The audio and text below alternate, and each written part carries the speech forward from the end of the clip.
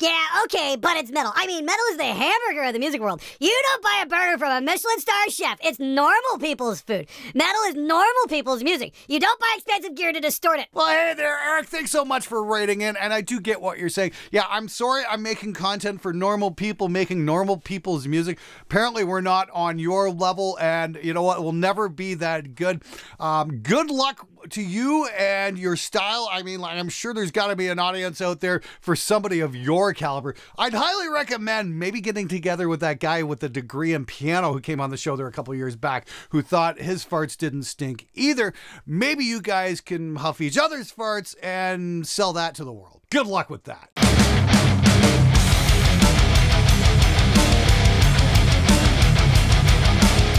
All right, good morning, everybody. How's it going? By the time this video drops, I'm probably getting off the boat from 70,000 tons of metal. Really looking forward to doing that, doing a little bit of content at a time, because the internet on the boat isn't the greatest. I don't think I'd be uploading and downloading any kind of 4K footage, that's for sure. Anyway, hope you guys are going to have an amazing weekend. I'm looking forward to it as well. Let's get to your comments and questions. My wife and I have been making fun of you for this Harley Benton stuff for a while now.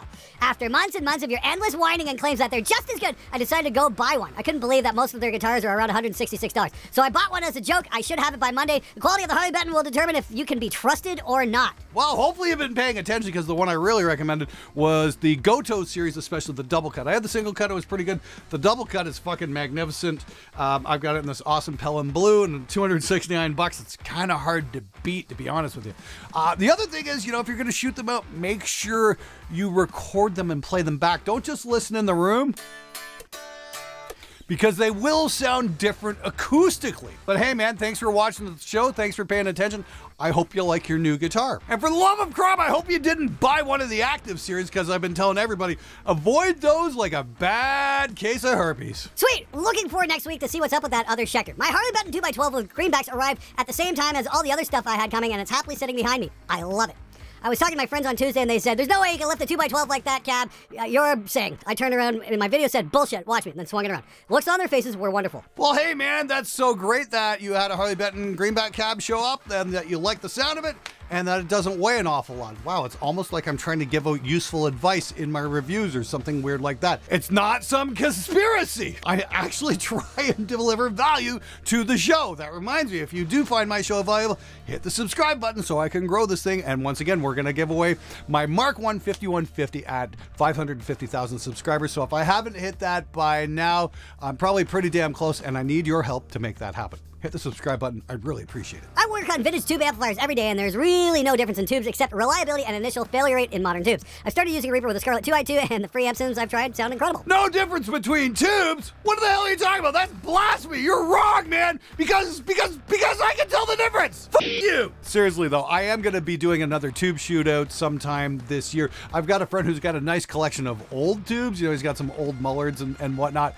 and we'll put those up against the newer ones and see what kind of results we get. I'm sure the results will be jaw-dropping. Anyway, glad you'll like them working with the Scarlett 2i2 and some amp sims. You can definitely get some good results pretty damn quick with those these days. That reminds me, I got a 3rd generation 2i2 I've still got to try out at some point. So many vacuum tube experts. If they're so knowledgeable, then why don't they go into business making them and they claim theirs are the best? No, dude, you're completely wrong. They're never going to go into business and claim theirs are the best. No. What they're doing right now works way better. That's they're going out and buying them and claiming they're the best, because they spent money. All right, guys, one of the ways how I can fund this show and buy gear and do honest reviews for you guys is through my company, Spectre Digital, and we've got some amazing plugins like Singularity Bass Instrument, our virtual bass instrument, or the one thing that's wowing everyone, and that is Element Bass. That's our bass amp sim, and it sounds like this.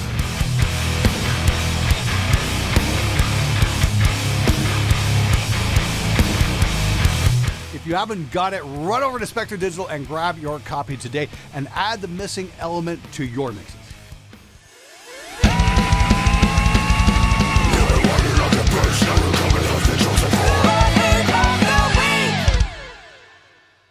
I totally agree that dollar value value doesn't matter, but that SLO was dialed in to sound like total shit. That thing doesn't sound anything like a Soldado SLO or not that I've ever owned. So, okay, right. I got a Soldado SLO 100 vintage 77 blackbacks, but it's dialed in to sound like shit, even though I was matching Van Halen one tone. Maybe it's not the issue with how the Soldado was dialed in. Maybe it has something to do with the fact that I showed that a Harley Benton cab can keep up with it. Maybe I'm wondering if that might be the issue you're having. Just a thought, anyway. What do you guys think? I'd love to see a best of the worst budget entry-level guitar shootout. Dude, that's a phenomenal idea. Thank you so much for the suggestion. I'm going to put that into my production schedule. Look for that in the next couple weeks. Actually, I reached out to the guys at Harley Benton, and we're going to be taking a look at a couple of things. I'm going to see if I can put together a Harley Benton rig and then shoot it out against some of the high-end stuff I've gotten here. And should be pretty damn cool. Can't wait to see where that one goes. Instead of reading comments, maybe pick 6 comments and invite that YouTuber or person to be on the show and engage a little. Again, just getting some episode suggestions. I asked a few weeks ago, what would you guys like to see on viewers' comments? And because I do want to grow it up a little bit and kind of expand it a little bit instead of doing the same thing over and over and over again. And I think that's a valid point. I'm going to see about maybe implementing some of that. I'm going to run around at NAMM and see if I can get some people to answer some questions for me. That might be a lot of fun. We'll see what happens. Might be a great episode, might not. Then again, maybe we can get some people on the boat too. That might be fun. Ideas are percolating. Can't wait to see where it goes. You want to make your viewers' comments more interesting? Stop focusing on 3 tons of instruments. Stupid range comments, suck-up comments, first-timer comments. Address the real comments to show you're wrong. Well, that's the thing, man. I don't get many real comments that show I'm wrong. I get a lot of accusations and then nothing to back it up. You're wrong, man! And that's about where it goes. It's like nobody actually bothers to bring any supporting evidence to back up their claims. I mean, like, the only one I've seen so far is a German scientist who kind of broke down a couple of my videos, and he liked a lot of what I was doing, but he showed where he had a few questions, and I'm like, okay, fine. You know what? I'm all down for learning how to do my tests better. That's absolutely fine. And I'm more than happy to be shown how to make a better test. I'm totally fine with that. But just the stupid, you're wrong, man, you're wrong, that really doesn't serve any purpose other than satisfying someone's ego. It's like, if you think I'm wrong and you've got evidence to back it up, by all means, share with the class, convince us, show us how you did it, because I'd like to learn too. Funny thing though, to my ears, the crate sounded fairly decent with its own speaker and totally crapped itself with the allegedly better speakers. Fancied that, but then again, the speaker made all the difference. This time, not improving anything. Quite the opposite, actually. The original speaker to me gave the neural we needed, but I'm gonna go ahead and ask Glenn, in your opinion, what was wrong with the crate? Obviously, we're listening to different things, but I don't know. Help me here. Well, I just didn't like how the overall gain of the crate worked. I've worked with a bunch of different solid-state amps. Like, the orange stuff is fantastic. That cheap crate just didn't quite hit it the way how I'd expect it to be. I could have put an overdrive in front of it. Maybe that might have helped it out a little bit, but, you know, again, I wasn't a huge fan. I will say this, I thought the crate speaker performed a little bit better than I was expecting, so I will give it that, but honestly, I thought the greenbacks were infinitely better on that. The big problem with the crate, though, is shortly after I shot that video, it died a horrible death when it blew one of its resistors, and, you know, that was the end of that thing. So what's wrong with the crate? It doesn't fucking work anymore, so it's unfortunately destined for the trash heap, like so many other fucking amps. That's kind of unfortunate, but oh well. That being said, I'm kind of curious though. I've been seeing a few Blue Voodoos kicking around, and I've heard a bit of mixed reviews on that. Would that be something you guys would like to see on the show? Would you like to see me hunt down a Blue Voodoo and see if it's kind of a hidden gem or it is trash? Kind of a question I've always had, and you know, considering the price you can get them for, might be a real bargain. What do you think? Cool experiment idea. I have an honest question. Why can't we EQ out the difference the speaker makes to the waveform? Why can't we just dial in the reverse of what the speaker is doing? Just curious. Well, hey, John Powers, the problem there is that, yes, you can EQ, but a speaker is an incredibly complex filter. I mean, like, insanely incredibly complex filter. You would need a pretty powerful EQ, and you'd need several hours to be able to sit there and match it up exactly.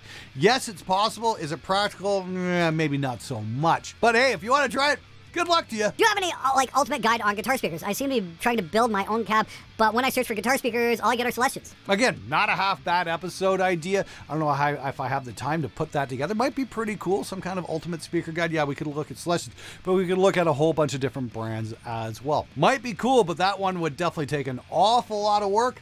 maybe if I can figure out a way how to make that entertaining, yeah, maybe I will try and put that together. We'll see how it goes. Why can't you just tell about all the issues without all this over-emotional shouting? Because that episode would be boring. Hey Glenn, since playing guitar almost 4 years now, I've used plugins 98% of the time. I'm curious as to why some speaker cabs have more than 2 speakers and come in different shapes. Thank you for all you do and happy 2024. Well, actually, I'd recommend checking out Jim Lill's channel about this. He kind of breaks down how cabinets really do affect your guitar tone. In my own experiments and my own measurements, I found that the size of the cabinet and the dimensions will affect everything going on from like 0 to about 500 hertz. That really kind of governs what's going on in the low mids and the low end of your guitar sound. And if you have like a closed back cab with a removable back, you'll notice, a huge plummet in your frequency response at around 100 hertz. So yeah, the cabinet definitely does have a pretty massive bearing on your overall guitar sound. Now, I am not the authority here. I could be completely wrong, but the original cabinets were built with 4 speakers, basically because the PAs at the time sucked. You needed to get the guitar loud enough so your audience could hear them. That's one of the reasons why the Beatles quit touring, because their PA just wasn't loud enough. They couldn't hear themselves over all the screaming girls. And the 4x12 is really kind of a holdover from those days. Yeah, they have a certain sound, but I mean, like, I've played and gotten some incredible results recording through some oversized 2x12s. Like the Zilla cabs were really cool. My buddy Steve, he built me some custom ones. They're phenomenal. I've got that Slammon's cab from Mojo Tone. I've got the Hezu Demon cab. 2x12s can be really great too. So don't scoff out of it if it doesn't have 4 speakers, especially if you're recording in the studio. Hell, Brian May got his signature sound using a 1-watt amp and a little 8-inch stereo speaker. So there you go. I love the difference between you reviewing a Fender-inspired guitar versus a Gibson-inspired guitar. You seem to have a lot more respect for Fender as a brand than Gibson. That's because Fender didn't charge me almost $3,000 for a shit paint job. Okay, everybody, that's about it for this episode. Thanks so much for writing in. Once again, I always love hearing from you. So you got a comment or a question, leave it below. Don't forget to check out Spectre Digital. And if you haven't hit the subscribe button yet, please do. I would consider it a real big favor. And to everybody who did, thank you so much for coming on board the channel. It's going to get interesting this year. Going to have a lot of cool shootouts and hopefully a few more stealth buys as well, where I go out and buy something under a company's nose so I get the consumer experience so you don't have to waste your money. It's going to be really cool. Make sure you hit the subscribe button. I'll see you guys next week, and until then, be excellent to each other.